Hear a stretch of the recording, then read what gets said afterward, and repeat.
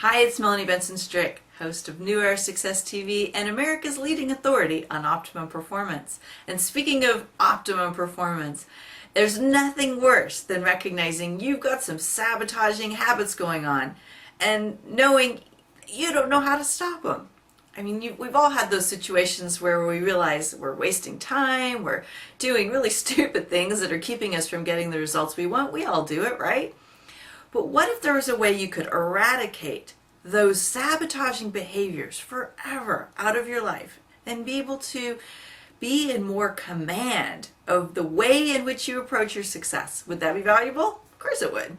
So let me share with you a little bit about how you can take that on in your own life.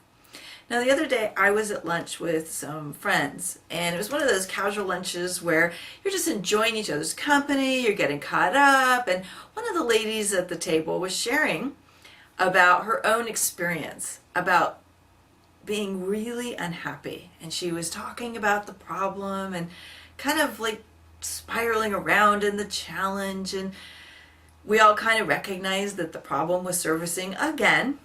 And of her own volition, she says, I totally get, this is a pattern for me. I'm doing this sabotage thing and I don't know how to stop it. How many times have we been in that place in our life? This woman had a pattern of self-sabotaging the very thing that she wants, and she doesn't know how to stop, so she feels powerless over it. She feels frustrated. She feels hopeless, and to some degree, she's just like kind of giving up on it. And so if you recognize that you're having those kind of unconscious behaviors that kick in, we don't realize we're doing them always. Sometimes when someone makes us conscious of this incompetence area, we can start to recognize this pattern and see what it's doing to us. But there's a huge gap between being conscious about something you're not good at and being able to master it and really be able to take it on. It requires discipline and focus. And for many of us, there's like this hidden thing that's going on that's constantly pulling us back, pulling us back, pulling us back. And that's where some of the most advanced work that you can ever do comes in. And by the way, it's not always easy. It's not always fun, but it is one of the most powerful things you will ever do to free yourself and to truly get liberated in a way that you can take on any kind of project, any kind of business, any kind of goal and succeed at it.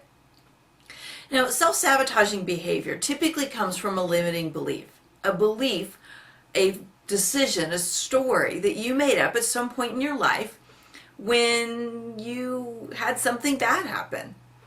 And we all have it. Every human being on this planet has limiting decisions and old belief systems that are not serving us. The thing is, we don't always know why or where they come from, or we don't recognize them when they happen. So limiting beliefs most often are formed when we're children. When a traumatic experience or something that hurt us or scared us happened, and we make a decision about everything that was going on there for the rest of our lives. We never evolve the decision, even though we grow up and form new strategies and we become more aware of everything that's happening in life. So imagine making a decision about something important, something that you want, as a very small child when you have absolutely no idea what's really going on. Most of us as children, we're reactive. We don't really understand everything. We just know something doesn't feel good and we decide right then and there how it's going to go for the rest of our life. It's not really very smart, is it? It's not really what's going to serve us, but yet we do it, all of us. So when it's time to eradicate one of these self-sabotaging habits or patterns or belief systems, we have to first of all recognize that it's there. And we have to recognize that there is a process that really works. And then there's a lot of junk. There's a lot of stuff that will get you a little bit, have you give an incremental movement, but it won't eradicate it. It won't move it.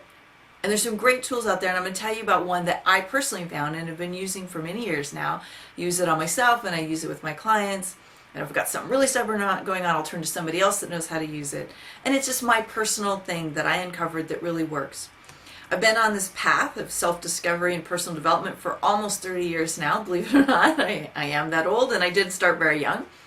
And I tried just about everything I knew to eradicate self-sabotage and behavior patterns that were not delivering a result I did want. I had a lot of thought patterns that were really stressful and causing me to be very angry and upset for many years of my life. And it kept me from having a lot of things I wanted, including a relationship, including success, including being able to have friends that I enjoyed and loved. And it wasn't until I discovered this very powerful technique that everything changed. And part of it is using a combination of NLP, which is short for Neuro-Linguistic Programming, and hypnosis. And just so you don't think it's some kind of wacky thing, NLP is the science of using words to teach the brain to travel down a new neural path. That's how every pattern gets formed. A action happens, a reaction happens, and then the brain says, every time this action happens, I'm going to travel this path over and over and over and over again, like a groove on a record. But again, thinking about when most of these actions happen and the decision that we make to travel this path as a very small child, imagine, realizing that as a child, you can't walk. What if you never decided you could walk because you fell down the first time? It's ridiculous, right? But we do it about other things. So using NLP and hypnosis, I've been able to instantly and permanently shift many of my behaviors and the behaviors of the clients that I work with. And there's a few different steps, and I'll tell you about those in a minute. So this conversation I was having the other day at lunch, I'm sitting with the young lady and the rest of the group, and I started to share this process of how to stop these patterns from ruling your life. And I noticed that everyone at the table had stopped talking, all the little side conversations, and all of a sudden everybody's focus had turned around and they were looking at me. And I started thinking, I must be saying something that's new, or maybe other people are struggling with this same concept of having patterns that are ruling their lives that they don't want. And it was almost like I was teaching them how to turn bread into gold, because there was that much focus on what I was saying. So when you have a way to get what you want, and you can use a technique that is proven to work, it's worth paying attention to, right? So having a way to get what you want, stopping the unsupportive behaviors, gives us the power to achieve unlimited greatness in our life. So I'll share with you what I told them to do, and that I personally have done. So I don't teach anything that I haven't personally done or I'm not willing to do. First of all, you have to recognize that there is something, a limiting behavior, a limiting decision, a limiting belief that's taken hold of your life and is ruling you. Until you recognize that, you're not going to be willing to do anything about it. So if you watched last week's episode, you know that's true. So first and foremost, you recognize that what you're doing is a problem. It's not working. You're not getting the results you want. The second thing we have to do is we have to isolate what the limiting decision or belief is that was formed. Now, some people are adept at doing this on their own because you've been walking the talk, you've been doing the work, and you know what they are. You know what your stuff is. But if this is newer for you, or if it's really persistent and it hasn't dissolved yet, you may need some help identifying it. There's many exercises that I do in my Success DNA program. There's a few of them in the Big Idea Incubator. So there's some resources for you out there to get some help and some support in uncovering what these deeper layers might be for you. And if you already know what it is, great. You'll be able to recognize the next few steps. The third step is you have to find the original incident. And this is where it gets really interesting, because our mind is such a complex machine. Our mind can play tricks on us. And sometimes what we make the decision about is obvious. As a child, I saw my parents arguing over money. I made up this decision that money was bad because people fight over it. I didn't want to have any, right? That's obvious. Some of them aren't so obvious. Believe it or not, I have had decisions that my brain truly believes were formed in other lifetimes. I don't know if it's real or not. I don't care. It made it go away. I did a process one time that opened me up to be able to see where I was holding myself back from making money. I was struggling to make more than a couple $1,000s a month. I could not figure out, I could not do what it took. I was so trapped in my story of life that I simply could not get motivated, inspired, or in action to do anything else. And I did this process. Of course, someone else was facilitating it for me. And I accessed an original incident that made no logical sense, but it freed me up forever. I don't care where they come from. I just want to be able to conquer them, dissolve them, and move beyond them. So I find that the original incidents are oftentimes things that we can't access with our own conscious mind. So you need to be able to do a process. And if you're familiar with neurolinguistic programming or NLP and hypnosis, you might recognize a technique called timeline therapy. And that is what I do with this process. So I go and I uncover the most original first incident where the form or where the belief was formed, where this story was made up. And then we do a process of reframing it. Now, most timeline therapists stop there. They stop with the reframing and bringing you back into the present moment. And I think that's really valuable and that can work, but I do something else.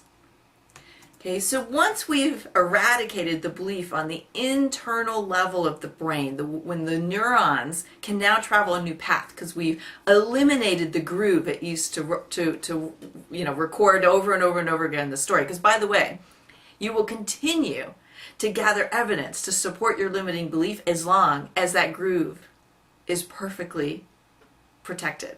That's why we have to eliminate it, we have to reframe it, and we have to connect you to a new groove, a more powerful story and decision that supports you being able to accomplish everything that you've always dreamed about. But can't do this on your own all the time. So you have to have someone that you trust and someone who knows what they're doing to help you find it. But then you've got to do this fifth step.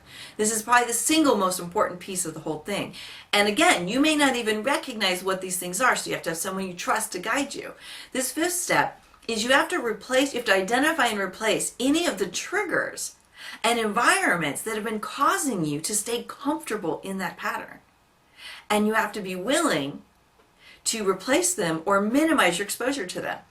Because just like anything, if you allow the energy of that old you to stay in your life, it'll be very easy to slide back. That's why they tell people with drug problems or people who have habits to stop being around the source of the trigger. Don't go to a bar if you have a drinking problem. It's too much temptation. Don't go spend time with people if they're the trigger for your bad behavior. Don't go back to the old situations and stimuli for the problem until you're really confident and strong enough in this new pattern. And it takes at least 30 days in your new environment, in your new practice, to create a new groove.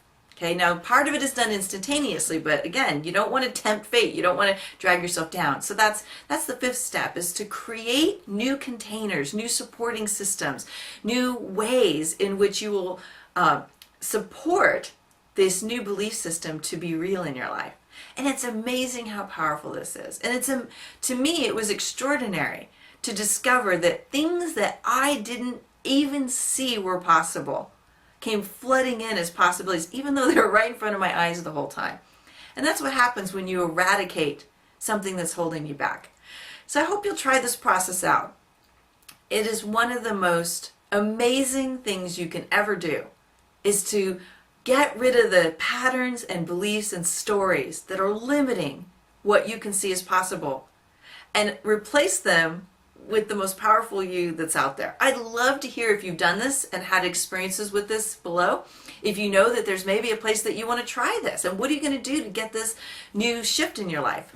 Let's come together and support each other. Share it in the comments below. I think we'd all learn and grow together from hearing what we're willing to do to step up our game and get rid of the things that are in our way. I'm Melanie Vincent Strick, host of the New Era Success TV. We'll see you next week.